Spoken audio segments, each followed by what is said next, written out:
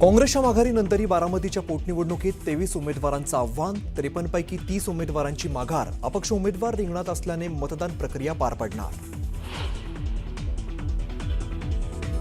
राहुरी विधानसभा पोटनिवडणुकीत 7 उमेदवार रिंगणात. भाजपाचे अक्षय कर्डिले आणि शरद पवारांच्या राष्ट्रवादीचे गोविंद मोकाटे यांच्यात मुख्य लढत. धनंजय मुंडेंना पुन्हा मंत्री करा. गहिनीनाथ गडावरील सभेत मुख्यमंत्री फडणवीसांसमोरच मुंडे समर्थकांची घोषणाबाजी. नाशिकच्या नामांकित कंपनीतील अत्याचार प्रकरणी फरार HR कर्मचारी ताब्यात. कंपनीच्या इतर 7 ते 8 जणांनाही चौकशीसाठी बोलवल्याची सूत्रांची माहिती. मुंबई विमानतळाच्या टर्मिनल 1 वरती आग लागल्याची घटना. शॉर्ट सर्किटमुळे आग लागली असल्याचा प्राथमिक अंदाज. विमानतळ पोलीस, महापालिका अग्निशामक दल घटनास्थळी दाखल. चांदिवली विधानसभा निवडणुकीसाठी EVMची तपासणी करा. मुंबई उच्च न्यायालयाचे आदेश. 16 आणि 17 एप्रिलला मुंबईत तपासणी होणार असल्याची नसीम खान यांची माहिती. दामिनी पथकातील रील स्टार सोनाली हिंगे अडचणीत. प्राचार्य महिलेला ब्लॅकमेल करून 7 लाखांची खंडणी उकळल्याप्रकरणी सोनाली हिंगेसह 3 जणांविरोधात गुन्हा दाखल. गोंदियाच्या अर्जुनी मोरगाव तालुक्यामध्ये जंगली हत्तींचा धुमाकूळ. 50 हेक्टरहून अधिक शेतातील मका, धान आणि भाजीपाला पिकाचं नुकसान. हत्तींच्या कळपावरती नजर ठेवण्यासाठी वन विभागाकडून ड्रोनचा वापर. आणि निफाडच्या नादुर्डेत टांगा शर्यतीत धक्कादायक प्रकार. शर्यत पाहण्यासाठी गेलेल्या ज्येष्ठ नागरिकाचा टांग्याखाली सापडून मृत्यू.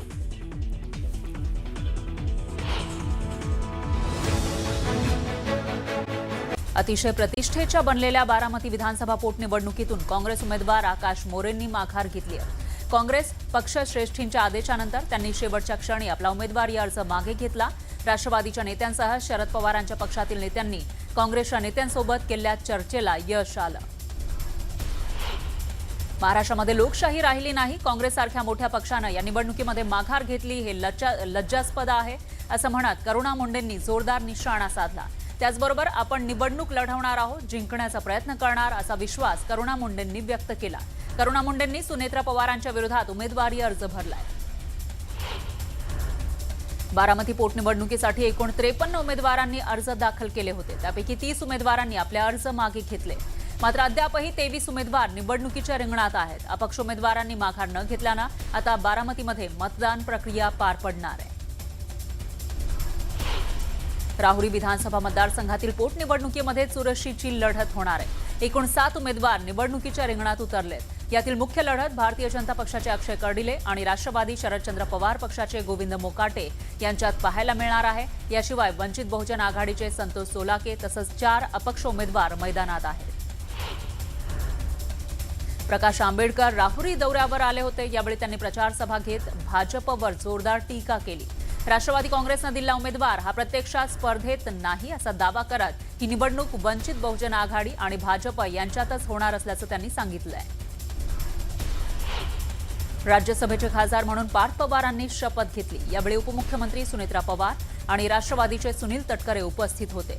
पार्थ पवारांनी शपथ घेताना अजित पवारांप्रमाणे गुलाबी जॅकेट घातलं होतं. पार्थ पवारांची राष्ट्रवादी काँग्रेसकडून राज्यसभेवर पहिल्यांदाच निवड झाली आहे. धनंजय मुंडेंना पुन्हा मंत्री करण्याची मागणी करण्यात आली आहे. मुंडे समर्थकांकडून मुख्यमंत्र्यांच्या सभेत ही मागणी करण्यात आली.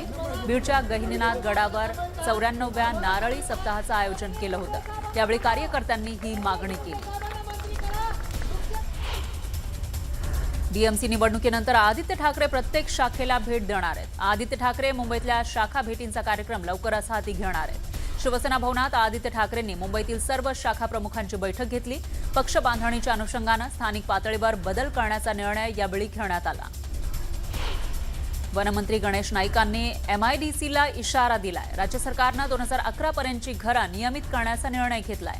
पण या निर्णयाचा अध्यादेश येण्याच्या 2 दिवस आधीच MIDC विभागात पुनर्विकास प्रकल्प राबवण्याचे टेंडर काढण्यात आलं होतं आणि यावरून गणेश नाईक संतप्त झाले. अशा प्रकारची चलाकी करणार असाल तर मंत्रिपद विसरून रस्त्यावर उतरू असा इशारा त्यांनी दिला. सातारा जिल्हा परिषदेतील राष्ट्रवादीच्या 3 सदस्यांना अपात्र करण्याची मागणी करण्यात आली आहे. पक्षाचा व्हीप डावलल्याचा ठपका ठेवत कोर्टामध्ये याचिका दाखल करण्यात आली आहे. लता कर्णे, ऋतुजा जगताप आणि कामेश कांबळे यांच्या विरोधामध्ये याचिका दाखल करण्यात आली आहे. दिवंगत सरपंच संतोष देशमुख यांच्या हत्येनंतर रिक्त झालेल्या या जागेसाठी त्यांच्या पत्नी अश्विनी देशमुख यांनी आज साधेपणानं आपला उमेदवारी अर्ज दाखल केला. पतीचे अपूर्ण स्वप्न आणि गावचा पाणी प्रश्न सोडवण्याचा निर्धार त्यांनी यावेळी बोलून दाखवला. मात्र माजी प्रतिस्पर्धी स्वरूपानंद देशमुख यांनी अचानक निवडणूक लढण्याचा निर्णय घेतल्यानं ही निवडणूक आता चुरशीची होणार आहे. 29 तारखेला मस्साजोगमध्ये सरपंच पदासाठी निवडणूक होणार आहे. आमच्यावर हिंदू मुस्लिम केल्याची टीका करणाऱ्यांनी नाशिकचा कॉर्पोरेट जिहाद डोळे उघडून पाहावा अशा शब्दात नितेश राणेंनी नाशिकमधील धर्मांतर आणि लैंगिक शोषण प्रकरणावर आक्रमक भूमिका घेतली. या देशाला इस्लामी राष्ट्र बनवण्याचं गजबाय हिंदचं षडयंत्र रचलं जात आहे, पण लक्षात ठेवा हे जिहादी तुमचं काहीही वाकडं करू शकणार नाही असं राणे म्हणाले. कोल्हापूरच्या भुदरकड तालुक्यामधील आरळगुंडी ग्रामपंचायतीच्या उपसरपंचपदी प्रकाश आबिटकर गटाच्या सारिका तोरसकर यांची बिनविरोध निवड झाली. सारिका तोरसकर यांनी उपसरपंच पदाचा पदभार स्वीकारला. तोरसकर यांची बिनविरोध निवड होताच कार्यकर्त्यांनी पेढे वाटून फटाके फोडत जल्लोष केला. भोंदू अशोक खरातला 5 दिवसांची पोलीस कोठडी सुनावण्यात आली आहे. खरातला तिसऱ्या गुन्ह्यामध्ये 5 दिवसांची पोलीस कोठडी सुनावलेली आहे. आता खरातचा तुरुंगातला मुक्काम वाढलाय. भोंदू अशोक खरातवर मोक्का अंतर्गत कारवाई करण्याची मागणी ठाकरेंच्या शिवसेनेचे नेते अनिल गोटेंनी केली. तर खरातकडे जाणाऱ्या सर्वांना सह आरोपी करा अशी मागणीही त्यांनी केली. या प्रकरणात कठोर कारवाई करण्याची मागणी त्यांनी केली आहे.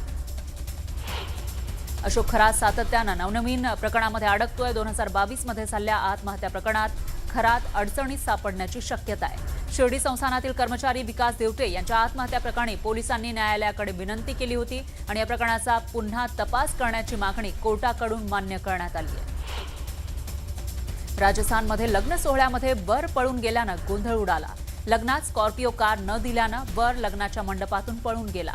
मागणी पूर्ण न झाल्यानं त्यानं पळ काढला. घटनेचे व्हिडिओ सोशल मीडियावर व्हायरल झालेत. या प्रकरणाची चौकशी सुरू आहे. मध्य प्रदेशातला एक व्हिडिओ सध्या जोरदार व्हायरल होतोय. यामध्ये भाविकांनी नर्मदा नदीमध्ये तब्बल 11,000 लिटर दूध अर्पण केल्याचं दिसतंय. टँकरमधून थेट नदीमध्ये दूध सोडण्यात आलं आणि हे कुठल्या तरी धार्मिक विधीचा भाग असल्याचं सांगितलं जात आहे. पण यावरून सोशल मीडियावर जोरदार चर्चा रंगली आहे. पिंपरी चिंचवड महापालिकेमध्ये तब्बल 52 कोटी रुपयांचा घोटाळा झाल्याचा आरोप करण्यात आलाय. महापालिकेचे मुख्य लेखा आणि वित्त अधिकारी प्रवीण जैन यांनी भ्रष्टाचार केल्याचा आरोप सत्ताधारी भाजपचे स्थायी समिती अध्यक्ष अभिषेक बारणे यांनी केला.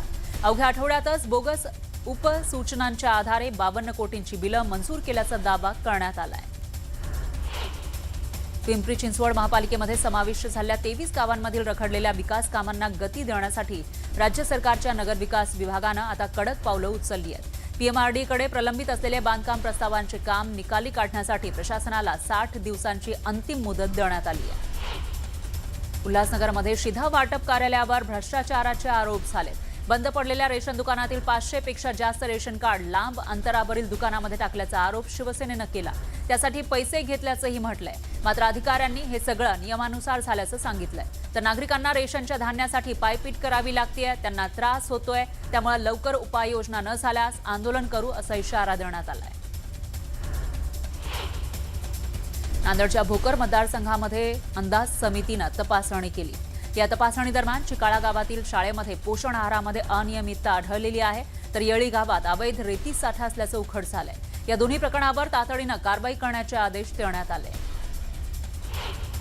जळगाव महापालिकेच्या अतिक्रमण कारवाईवरून भेदभावाचा आरोप होतोय. मराठी आणि परप्रांतीय विक्रेत्यांमध्ये दुहेरी निकष लावले जात असल्याचं मनसेचं म्हणणं आहे. याबाबत मनसेनं आयुक्तांना निवेदन देत मराठी विक्रेत्यांसाठी स्वतंत्र हॉकर झोनची मागणी केली आहे. मागण्या मान्य न झाल्यास आंदोलनाचा इशाराही दिला. ज्वारीचे कोठार अशी ओळख असलेल्या मंगळवेढ्यातील ज्वारीला सध्या उच्चांकी दर मिळालाय. गतवर्षी 3200 रुपये क्विंटल विकली जाणारी ज्वारी सध्या 4300 ते 4500 रुपये क्विंटल दरानं विकली जाते. गोंदिया जिल्ह्याच्या अर्जुनी मोरगाव तालुक्यामध्ये गेल्या एका महिन्यापासून जंगली हत्तींनी धुमाकूळ घातलाय. त्यामुळे 50 हेक्टरवरील मका, धान आणि भाजीपाला पिकांचं मोठं नुकसान झालं आहे. हत्तींना पळवून लावण्यासाठी वन विभाग शर्थीचे प्रयत्न करतोय. तरी सुद्धा शेतकरी आपल्या पिकांचं रक्षण करण्यासाठी शेतामध्ये रात्रीच्या वेळी शेकोट्या जाळून राखण करतायत.